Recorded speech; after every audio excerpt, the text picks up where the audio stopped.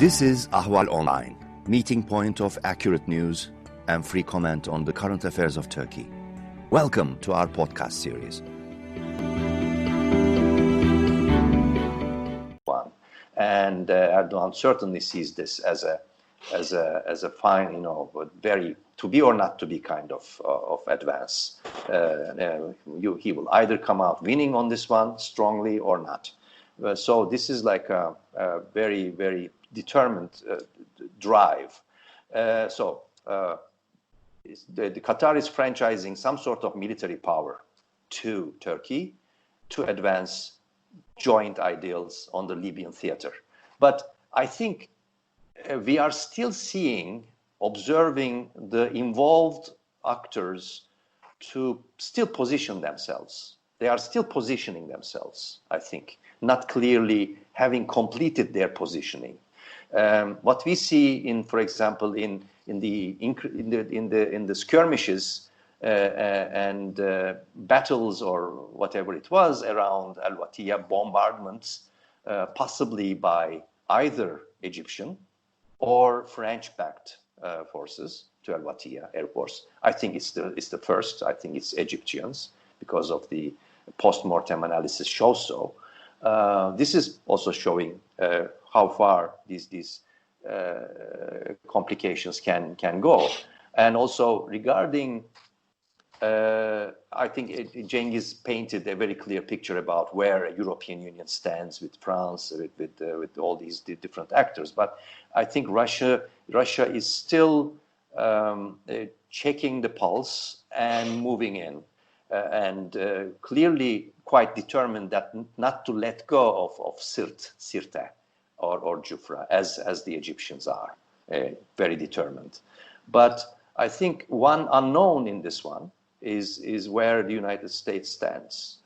It's still unclear. It seems, and it can be a sort of a speculation, but the telephone call between Trump and Erdoğan must be the one still driving Turkey forward, driving Erdoğan regime forward in Libya.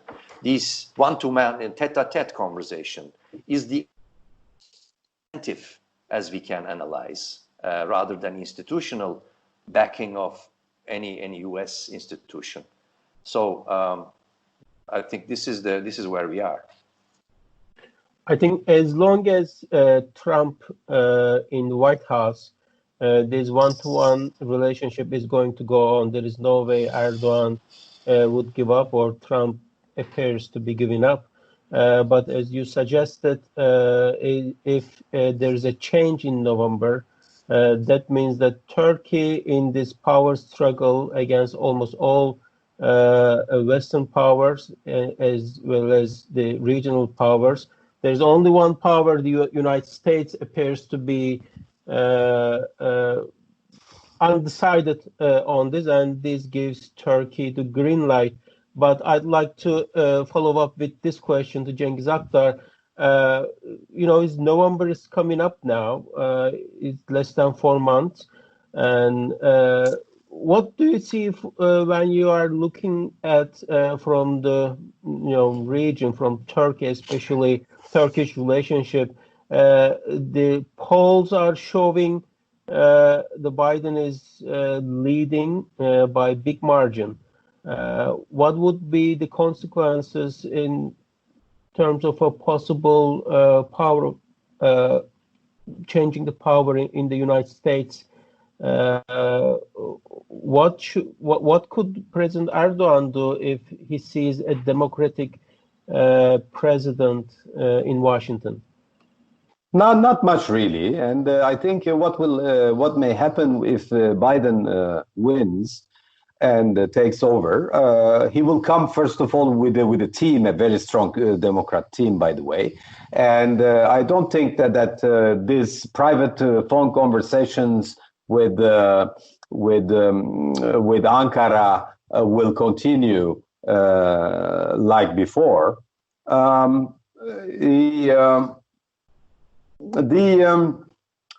What I see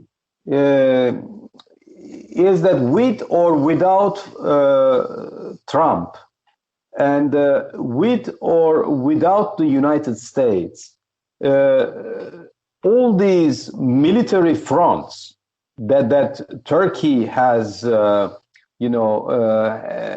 now is involved in, to start with Iraq, Syria, Libya, Eastern Mediterranean, Greece, and name it.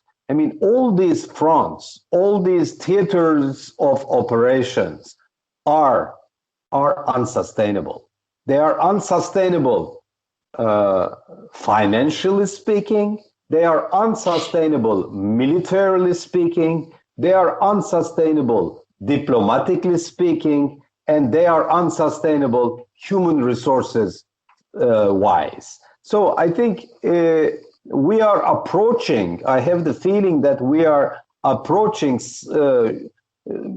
slowly but surely the end of the game for the Ankara regime in one way or another. Because this kind of regime, like the colonels, Greek colonels in 1974, and the mistake in Cyprus, or the Videla, the Argentinian junta in 1982 with the invasion of the Falklands, Malvinas. They all collapsed after, this sort of adventures, which ended up badly. I think we are slowly approaching this D-Day, Ilhan. I understand.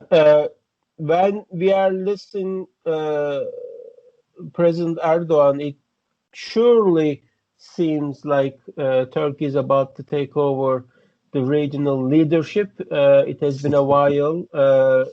Himself and his leading ministers have been talking on the same talking points. And so far in Idlib, Turkey, at least in the short term, took over the lands that it wanted to take over.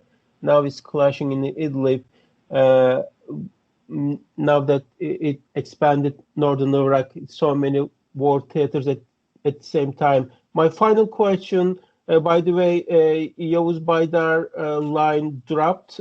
So this final question is going to be about the domestic developments.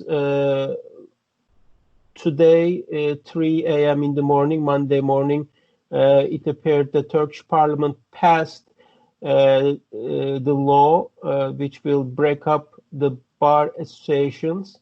How do you think these new changes are going to impact in Turkish civil society in general? Turkey's democratic standards. Another, totalitarian move by the regime, and it was expected. And it's not. I don't think that the way to oppose this and to deal with is to walk in the streets or whatever. They need to think of some other type of action. And the way they are, considering who is who is in the opposition and who is not, tells us already that the Turkish opposition is completely fractured, and they have no capability of uniting against the regime.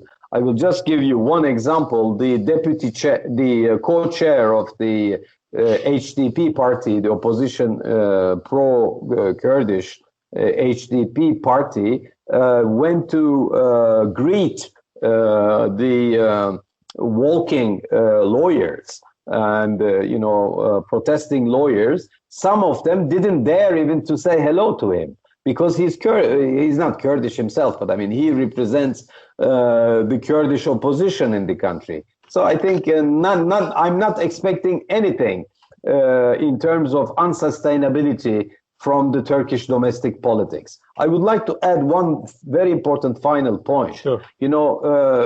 Regarding the regional equilibrium and the balances.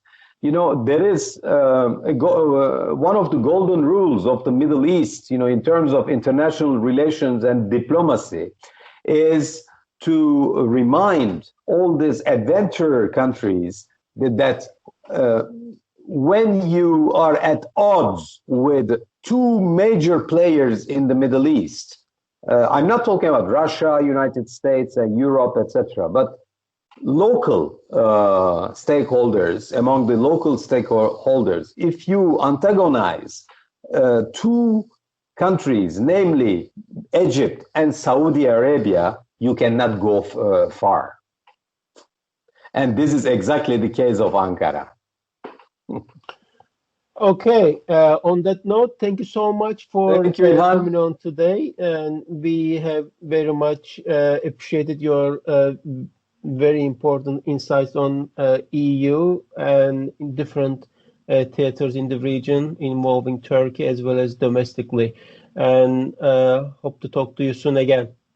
Keep in touch. Thank you. Good luck. Thank you. Bye-bye.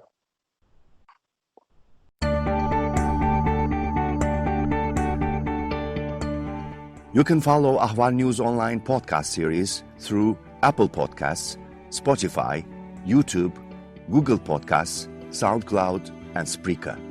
All you need to know about Turkey is here, for your ears, mind, and attention. Thank you for listening to our podcast.